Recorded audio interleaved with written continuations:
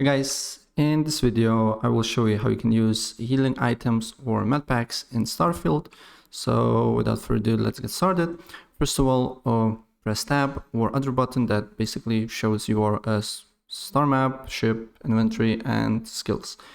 And then open up inventory, then you need to go to 8 and then you should see your healing items here. And to use it on PC, for me I just need to press my mouse to use it. And as you can see here, here it says basically that I'm already at the full health, but if you don't, you will use it. And another thing that you can do here, you can then set up your basically medpack to favorite.